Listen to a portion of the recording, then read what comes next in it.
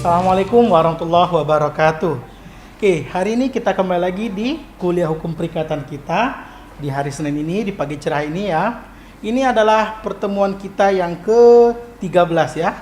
Setelah beberapa pertemuan kemarin kita sudah bahas tentang perikatan ya. Nah, sebelum saya mulai, coba tolong yang lainnya harap maju, diisi dulu yang kosong ya. Ya, oke, good. Nah, kalau gini kan udah kelihatan enak ya. Nyaman ya, tolong dirapikan semuanya bangku-bangkunya ya, duduk agak rapi sedikit. Oke. Nah, sebelum kita mulai, tolong yang lain absen di e-learningnya jangan lupa. Ini kita mulai pertemuannya tadi pada pukul 8 pagi ya, dikasih waktu 10 menit untuk absen di e-learning. Jadi jangan sampai lupa untuk absen di e-learning ya, sampai 8.10. Oke. Nah, minggu kemarin kita udah masuk ke dalam hukum perikatan ya. Hukum perikatan tentang semua tindakan-tindakan hukum ya yang menimbulkan hak dan kewajiban antara debitur dan kreditur ya. Nah, masih ingat apa aja kira-kira yang menjadi sumber perikatan? Coba. Apa? Coba ulangi. Oke, siapa namanya? Rais. Oke, Rais tadi bilang nih, sumber hukum perikatan itu ada dua, yaitu ada dari perjanjian dan ada dari undang-undang. Benar nggak kira-kira? Coba saya tanya. Nah itu, ya oke. Benar nggak kira-kira? Iya, oke. Itulah tadi ya. Jadi hukum perikatan itu sumbernya dari dua, yaitu dari perjanjian dan dari undang-undang. Oke. Nah sekarang ya, sebelum saya masuk ke materi yang akan dibahas pada hari ini, saya mau tanya kira-kira di sini. Masih ingat tragedi Kanjuruhan? Oke, tahu semuanya. Oh, ini tahu semua di sini ya, yang udah coba kira-kira. Di tragedi Kanjuruhan itu kira-kira banyak nggak kira-kira yang mendapatkan kerugian kira-kira? Oke, siapa kira-kira yang rugi kira-kira? Penonton-penonton ya. Nah, sebelum kita masuk bahas ke dalam kerugian-kerugian tersebut ya, berarti ada banyak pihak-pihak yang dirugikan dan pihak yang bertanggung jawab atas kerugian yang ditimbulkan dari tragedi tersebut. Oke, nah itu yang kita bahas. Minggu-minggu kemarin kita udah bahas perikatan yang muncul karena perjanjian. Nah di minggu ini kita akan masuk ke perikatan yang muncul karena undang-undang. Salah satunya akan dibahas di materi kuliah pada hari ini. Oke, yuk next slide yuk. Oke, nah ini dia, yaitu adalah perbuatan melanggar hukum. Coba, ya, yang punya KUH Perdata silakan dibuka, silakan, ya, buka aja semuanya. Pasal 1365 KUH Perdata.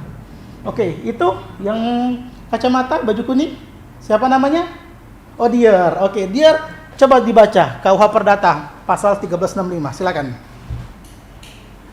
Oke, kita baca lagi ya. Tiap perbuatan melanggar hukum yang membawa kerugian kepada orang lain, sehingga berkewajiban orang yang menimbulkan kerugian itu wajib mengganti karena kesalahannya.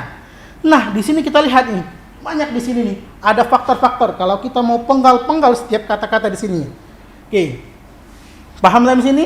Oke, kita lanjut ya. Next. Nah, dari perbuatan melanggar hukum ini ya, adalah perbuatan yang dimana ketika seseorang tersebut ada yang dirugikan, ada yang melakukan kesalahan. Ya. Dari dua pihak ini timbullah selisih hak dan kewajiban. Nah, di mana perikatannya? Coba. Sekarang saya mau tanya kira-kira di mana perikatannya?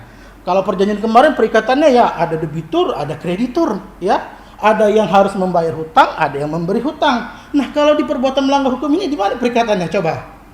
Ayo. Coba saya tanya di situ yang kayaknya mau jawab ya. Oke. Ya. Coba jelaskan, di mana perikatan dari perbuatan melanggar hukum ini? Coba. Oke. Nah, temannya menjawab perikatan itu, Pak, karena ada kewajiban yang melakukan kesalahan harus ganti rugi kepada orang yang dirugikan tersebut. Gimana kira-kira? Ada yang setuju dengan pendapat ini? Coba. Ada yang punya pendapat lain? Ya, nggak apa-apa. Kalau ada yang punya pendapat lain, silakan didiskusikan. Silakan. Oke. Nggak ada. Berarti semuanya sepakat ya. Berarti perikatan ya yang terjadi dalam perbuatan melanggar hukum ini adalah ketika seseorang yang melakukan kesalahan itu wajib untuk mengganti rugi. Nah, siapa yang wajib yang menjadi pihak yang dirugikan. Pihak yang dirugikan itu adalah korban-korban akibat dari perbuatan melanggar hukum itu sendiri. Nah, kalau tadi kita baca 1365 KUH Perdata, ya, itu ada unsur-unsurnya kalau kita penggal. Oke, kita lihat next di slide selanjutnya ya. Next ya. Oke. Nah, kita lihat unsur perbuatan melanggar hukum itu. Yang pertama, next kita lihat. Oke, adanya sebuah perbuatan.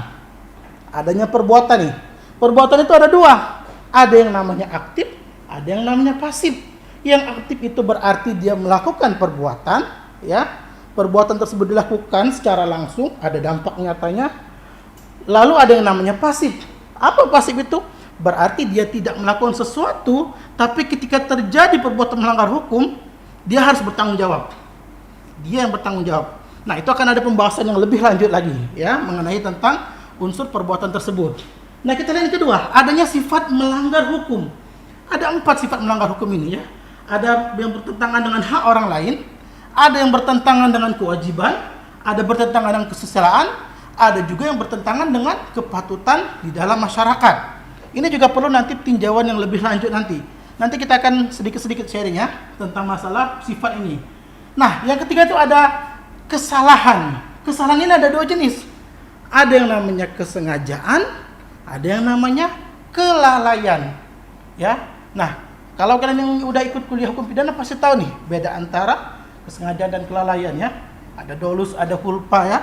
Di mana itu perbedaan antara kesengajaan? Coba kira-kira di sini. Siapa yang kira-kira bisa jelasin apa beda sengaja dan lalai? Di mana bedanya? Coba. Ayo. Nggak apa-apa, nggak usah takut ngomong ya, nggak usah takut. Oke, itu Dear, silakan Dear. Oke, Dear tadi jawab gini nih. Kalau sengaja itu Pak, dia itu udah tahu konsekuensi dari perbuatannya. Kalau lalai, dia nggak tahu konsekuensi perbuatannya, tapi ternyata perbuatannya menimbulkan kerugian bagi orang lain. Sepakat dengan yang diucapkan oleh Dear? Oke, ya, gitulah. Jadi kesengajaan itu artinya dia punya kuasa dan sadar bahwa perbuatannya itu akan merugikan orang lain. Lalu kalau kelalaian, dia tidak punya kesadaran kalau konsekuensinya akan merugikan orang lain, tapi ternyata merugikan. Nah, itu yang artinya kelalaian. Oke. Nah, kita lanjut yang keempat ya. Adanya kerugian. Ya, kerugian itu ada yang bersifat material, ada yang bersifat imaterial.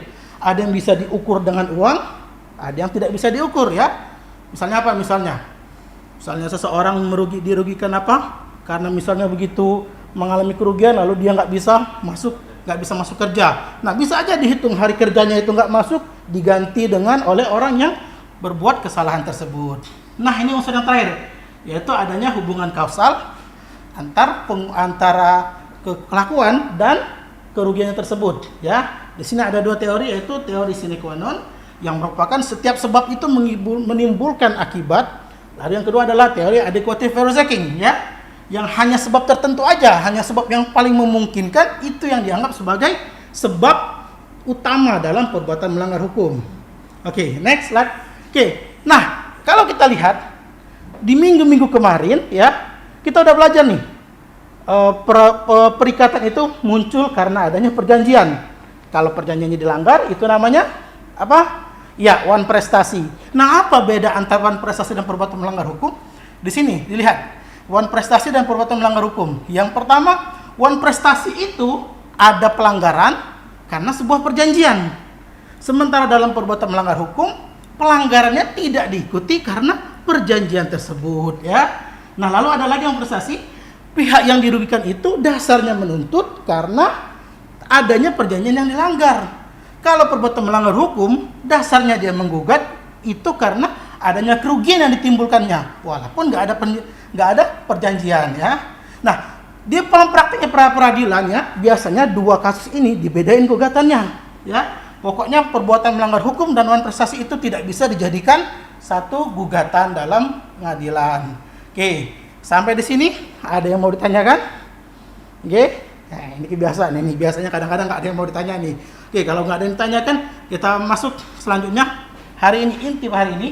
Oke, saya kasih tugas kepada kalian ya. Tugas hari ini adalah tolong cari satu putusan peradilan yang sudah berkekuatan hukum tetap ya, tentang perbuatan melanggar hukum. Oke? Nah, yang kedua, nggak usah rumit-rumit. Identifikasi aja unsur-unsur perbuatan melanggar hukum dalam kasus pengadilan tersebut. Oke, deadline-nya kita mulai masuk di minggu depan. Ini tanggal berapa? Ini tanggal 30 ya, tanggal 30. Berarti minggu depan tanggal 5 Juni. Oke, dikumpul di e-learning ya. Oke, ada yang mau ditanyakan sampai di sini? Oke. Oke, kalau gitu ya, inilah akhir dari kuliah hari ini ya. Tolong diperhatiin baik-baik. Kalau ada pertanyaan yang mau disampaikan, ada masalah, jangan ragu untuk menghubungi saya ya. Ya, saya insya Allah tersedia ya. Ya, oke. Jadi sampai berjumpa di pertemuan minggu depan ya. Terima kasih hari ini. Saya akhiri. Assalamualaikum warahmatullahi wabarakatuh.